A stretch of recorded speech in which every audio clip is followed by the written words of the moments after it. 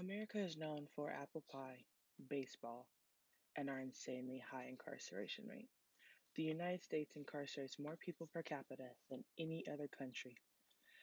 You have to ask yourself why. Why do we throw so many people in jail? The answer is pretty simple, and it's because our current system just is not working. It has not worked for a while. Our current system targets low income families and minorities. One of the biggest ways they do this is through this phony war on drugs. Statistics will show you that our system is racist and lacks simple access to programs that will help reform our inmates instead of bury them under a jail. Rehabilitation in our current system is nothing more than a fantasy, and it shouldn't be. The system should be built around rehabilitation. The more we are able to rehabilitate our inmates, the more likely they are able to reintegrate into society and build more stable lives for themselves. The more stability they have, the better.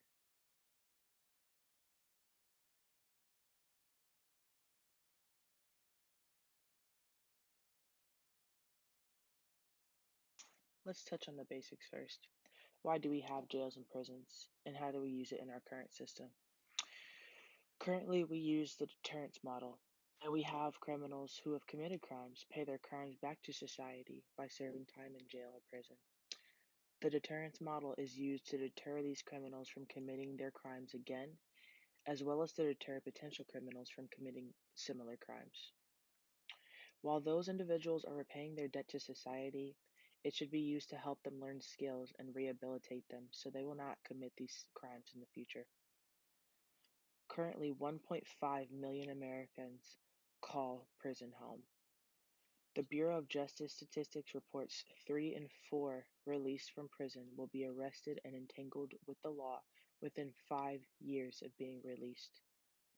That shows that the deterrence model is not working and rehabilitation is nothing more than a fantasy in our current system. This next clip I will show you is to show the amount of people that we have incarcerated has risen significantly since the 1970s. It has risen over 400% in the amount of people that we throw into jail each year. 2010 was the first year we had not had an influx in people arrested and incarcerated.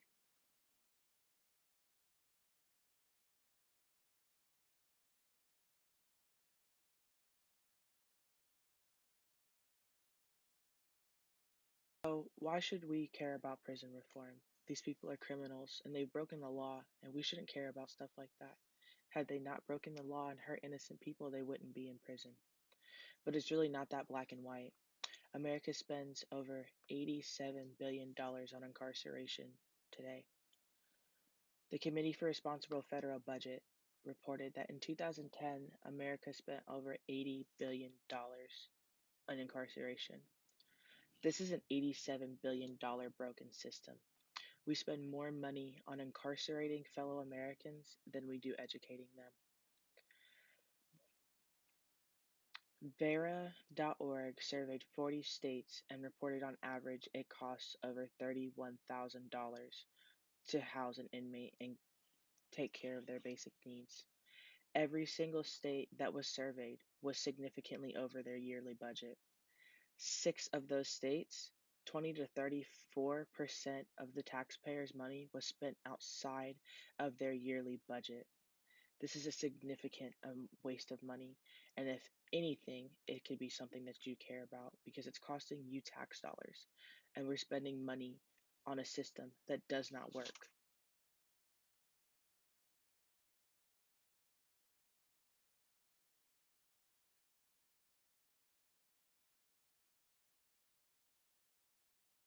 Majority of those incarcerated are incarcerated for nonviolent crimes, which means they're incarcerated for majority drug offenses. They're incarcerated for paraphernalia, distributing, selling, all those types of things. And they're spending significant portions of their lives in jails for nonviolent crimes. And this should not be okay.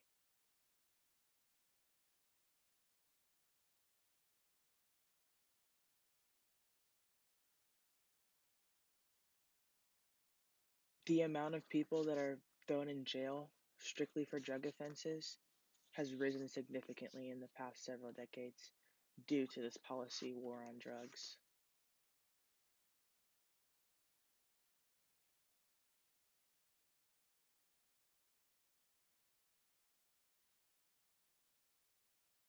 Our current system is targeting low-income families and minorities.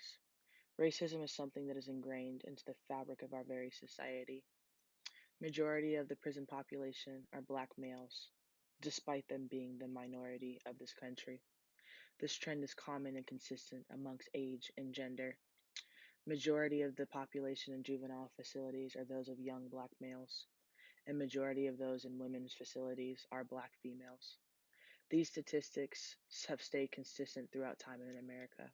Yet there's no statistic that shows that black and minorities commit more crimes than those of white.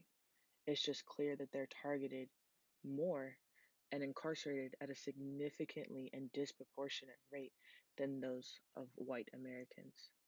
This is evident that our broken system is racist and needs to be fixed. This next clip will show you that 1 in every 17 white men will be incarcerated, while 1 in every 3 black men will, as well as 1 in every 6 Latino. Black and Latino males make up majority of prison population. It's disproportionate that 1 in 17 white males versus 1 in 3 and 1 in 6. This stands true for women as well. 1 in 111 white women will end up incarcerated, while 1 in 18 black women will, and 1 in 45 Latino women will.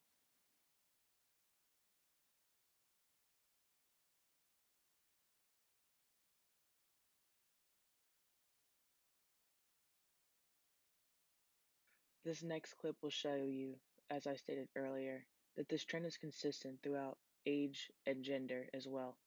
Majority of juveniles incarcerated are in fact young black men.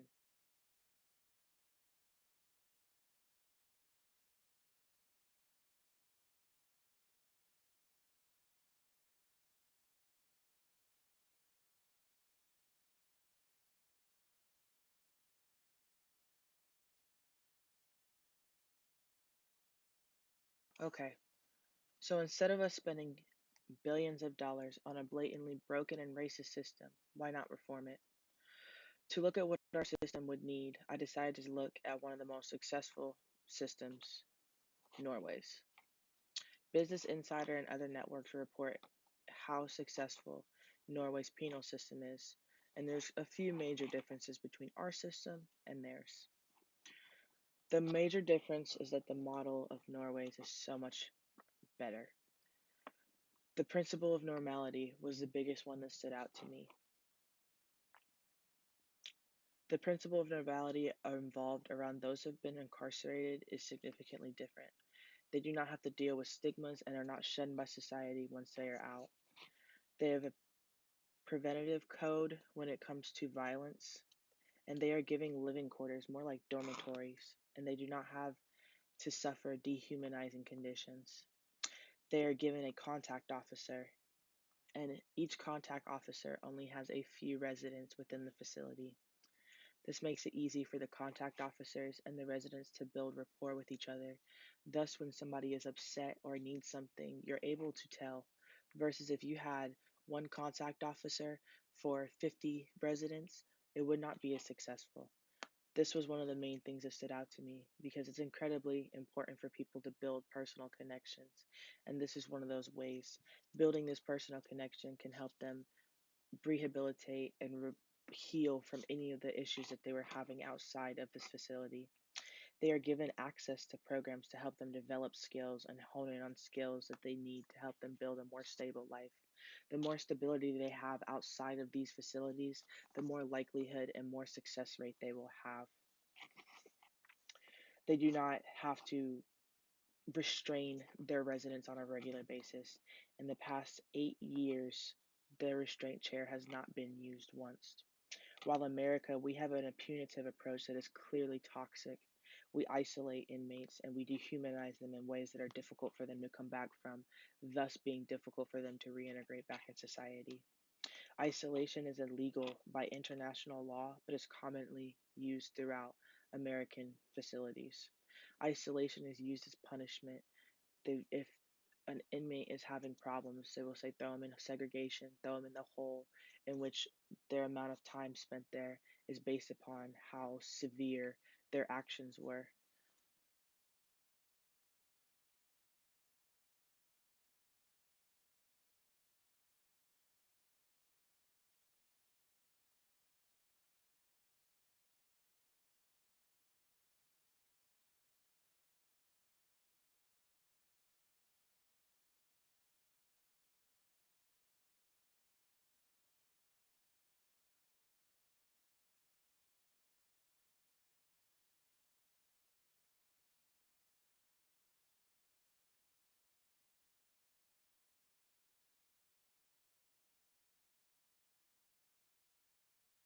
After Americans are incarcerated, they suffer endless legal barriers.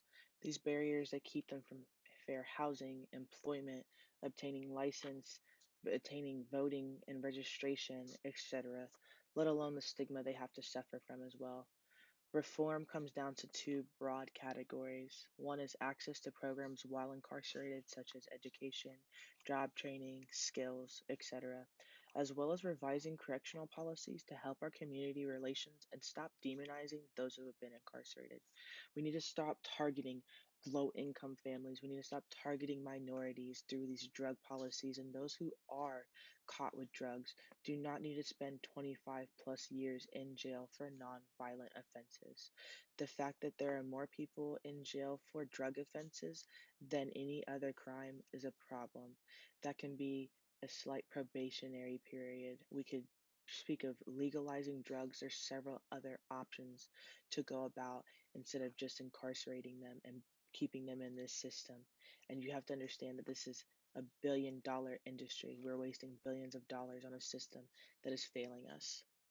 When we reform prisons and we reform our current policies to thus take away the money making aspect of selling drugs and to take away the private industry of prisons, we're able to hone in on what needs to happen. And we need to better equip our low income and underprivileged Americans into building more stability and having more stable lives. We're taking away fathers from their children. We're taking away mothers from their children. We're tearing apart homes and we're destroying our youth at the same time. This is a domino effect that is blatantly clear in generations at this point.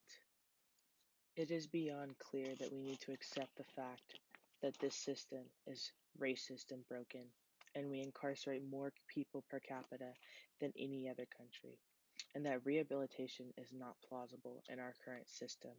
We need to change correctional policies, and we need to give those incarcerated a chance to better themselves through these programs. We're already spending billions of dollars on this program. It will not go to waste to put this money towards better use, like programs needed for them to help themselves. Not everyone is able to be rehabilitated, of course, but rehabilitation should be the norm instead of this exception. It is time that we stop wasting money on this multi-billion dollar failed system.